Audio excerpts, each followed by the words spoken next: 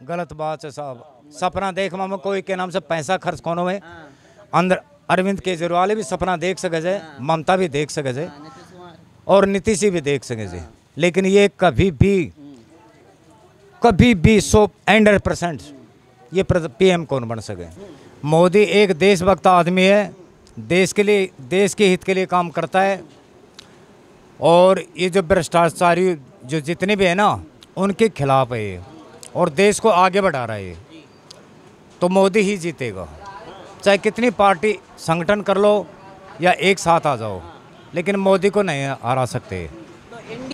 मोदी तो 5वें नंबर की अर्थव्यवस्था के ऊपर ला दिया इंडिया को, 5वें नंबर की अर्थव्यवस्था के ऊपर ला दिया, चांद के ऊपर अपना रॉकेट भेज दिया, इंडिया का परचम लहरा दिया, और विदेश में अपनी दबदबा कायम कर दिया।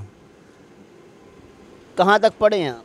अब मैं तो साहब 8वीं 10वीं पढ़ो से। लेकिन न्यूज बहुत सुनते हैं, ऐसा लग रहा है। नो तो बिल्कुल सुनो साहब, मैं नो तो बिल्कुल, क्योंकि आपसे इस जवाब की उम्मीद नहीं थी हमें, जो जवाब आप दे रहे हो। चंद्रयान की जानकारी बता रहे हो, अर्थव्यवस्था की जानकारी बता रहे हो, हर चीज़ का ज्ञान है मेरे को साहब, टोटल ज्ञान है। मतलब जितनी जो राजनीति है ना, वो टोटल राजनीति के बारे में पूरा जानता हूँ मैं। ये कांग्रेस, अदर पार्टी, ये 35 जितने भी जो संगठन है ना, ये टोटल अगर संगठन कर ले तो मोदी को नहीं हरा सकते, क्योंकि ये मोदी देश का एक देशभक्त आदमी है और देश को आगे बढ़ा रहा है ये। आप 8वीं पास होके सब कुछ जानते हैं, राजनीति की जानकारी रखते हैं, लेकिन विपक्ष कह रहा है नरेंद्र मोदी अनपढ़ हैं। जब आप 8वीं पास होकर इतनी जानकारी रख सकते हो, क्या मोदी अनपढ़ है, ऐसा लगता है आपको? नहीं, मोदी पढ़ा लिखा आदमी है, देशभक्त आदमी है और ग्रेजुएट आदमी है, कॉलेज करा हुआ। और जो केजरीवाल जो ये मुद्दा उठा रहा है ना, केजरीवाल खुद ही एक नाटकबाज आदमी है, खुद ही नाटकबाज आदमी है, और नाटक की वजह से, अन्नाहज़ारे की वजह से, आंदोलन की वजह से वो सीएम 2 बार बन चुका दिल्ली के अंदर, लेकिन देश का पीएम वो कभी भी नहीं बन सकता, और 35 पार्टी भी कभी भी पीएम नहीं बन सकती।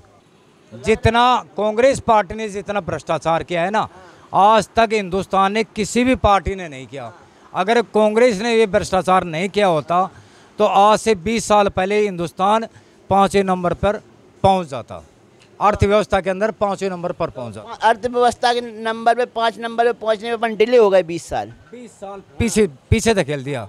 पहले अपन पहुंच चुके होते। कांग्रेस ने 20 साल पीछे धकेल दिया। कांग्रेस तो कह रही मोदी जी पीछे ले जा रहे हैं, कर्जे में ले जा रहे हैं देश को। वो तो कुछ भी कह सकते हैं, विपक्ष आदमी है वो, तो कुछ भी कह सकते हैं। आपका क्या कहना है? आप कह रहे हो मुझे पूरी नॉलेज है, तो मोदी जी की 5 योजनाएं गिना दो जिनका गरीब आदमी को लाभ मिल रहा हो। गरीब आदमी को एक तो गैस सिलेंडर, प्रत्येक आदमी को अनाज फ्री के अंदर, प्रत्येक ये घर जो नल है ना योजना, प्रत्येक घर को हर घर जल योजना ये मिल रही है, और प्रत्येक आदमी को हर चीज़ की, जैसे कोई कर्मचारी है कुछ भी जो है उसको जल्दी सुनाई होती है। और ये पेंशन तो ये पहले से ही चल रही थी, और जैसे किस शौचालय, ये बात हुई शौचालय, और जैसे किसानों को 6,000 रुपये पर ईयर, हर साल के 6,000 रुपये ये सुविधा मिल रही है। सुविधाएं मिल रही हैं, इन सुविधाओं की वजह से ही मोदी जी को आप 30वीं बार प्रधानमंत्री बना रहे हैं। ये सुविधा भी मिल रही है और ये देश के लिए विकास भी कर रहा है, देश के लिए हर चीज़ के आगे देश को बढ़ा रहा है। मोदी जी इस बार बोल रहे हैं कि हम 25 साल का प्लान बना के चल रहे हैं और 25 साल में हम भारत को विश्व गुरु बना देंगे। क्या लग रहा है मोदी जी 25 साल राज कर लेंगे? 101%, 101%। 25 वर्ष बाद में, 25 ईयर बाद में अदर। आप तो इंग्लिश भी बोल लेते। अरे सर, मैं BA फाइनल हूँ। फिर क्यों आप कैमरे पे झूठ बोल? मैं टीचर भी था, वो खैर कैमरे के ऊपर झूठ नहीं बोल रहा, मैं टीचर भी था, लेकिन 25 वर्ष बाद के अंदर 101% इंडिया विश्व गुरु अवश्य बनेगा। अगर सीमा हैदर मत बनो आप।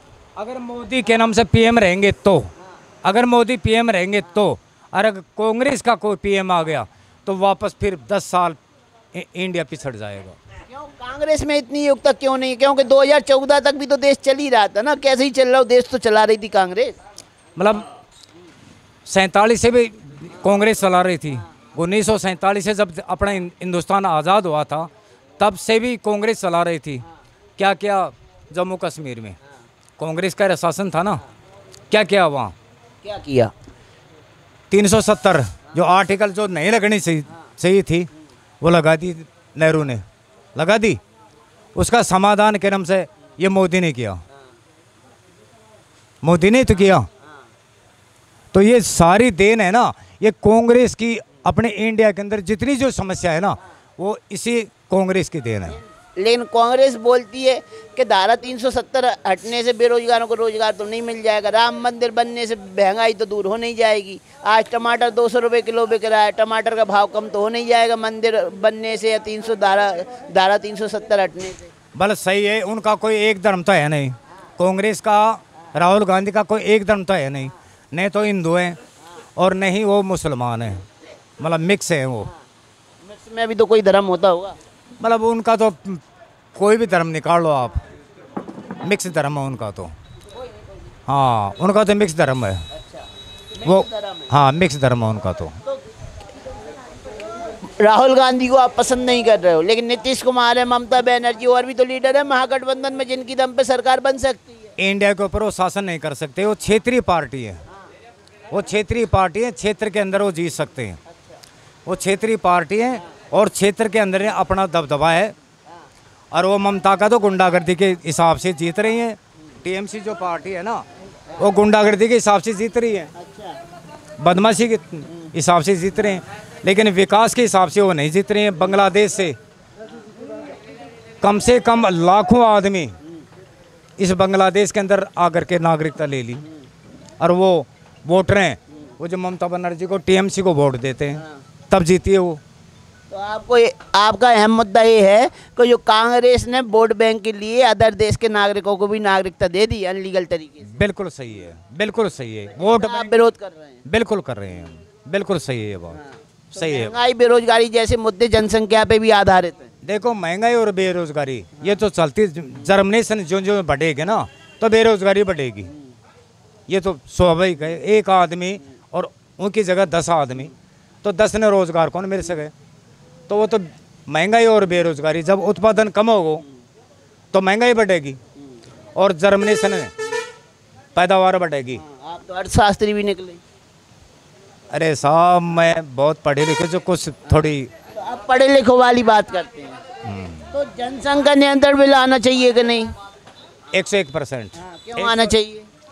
क्योंकि यूँ आना चाहिए कि इंडिया के अंदर हिंदुओं के ऊपर तो 2 या 3 बच्चा पैदा कौन कर सके? 2 या 3 बच्चों से अधिक पैदा नहीं कर सकते। और मुसलमान 4 शादी कर ले लेकिन 10 बच्चा पैदा कर ले, वहाँ के ऊपर कोई कानून लागू को ना, या कानून लागू होने चाहिए और समांतर बराबर के नाम से जनसंख्या ऊपर नियंत्रण होना चाहिए।